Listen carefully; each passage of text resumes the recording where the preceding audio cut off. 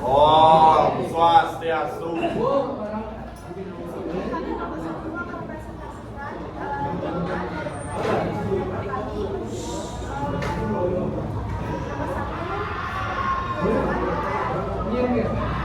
Berikan contoh demokrasi yang terlaksana di Indonesia.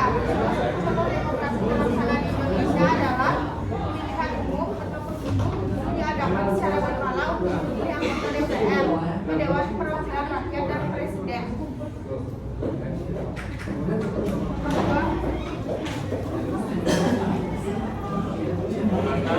Skema pemilu di Indonesia. Utama skema pemilu yang pertama ada pendaftaran calon partai politik dan gabungan partai mendaftarkan calon mereka.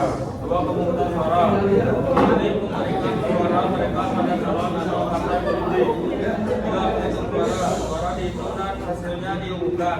Empat, pembentukan DPR dan DPD. Hasil pemilu digunakan untuk membentuk Dewan Perwakilan Rakyat atau DPR dan Dewan Perwakilan Daerah atau DPD.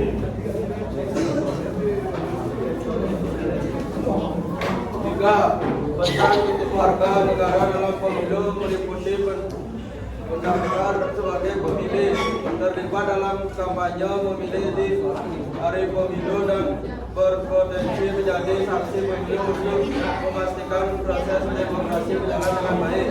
Empat, satu, Presiden Soekarno dan Muhammad Hatta Presiden 1945 sampai 1967. Dua, Presiden Soeharto 1967 sampai 1998. Wakil Presiden Sri Sultan Hamengkubuwono.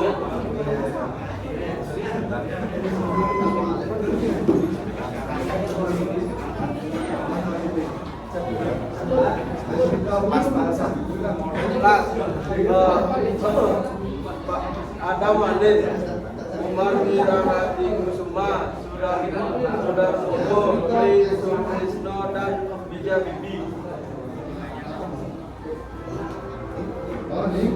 Tiga, Presiden B.J. Habibie dari tahun 1998 sampai 1999 tanpa wakil presiden. Yang keempat ada Presiden Abdurrahman Wahid dari 1999 sampai 2001. Wakil presidennya itu Megawati Soekarno Putri. 5, Presiden Megawati Soekarno Putri dari 2001 sampai 2004. Wakil presidennya Hamzah Iyas.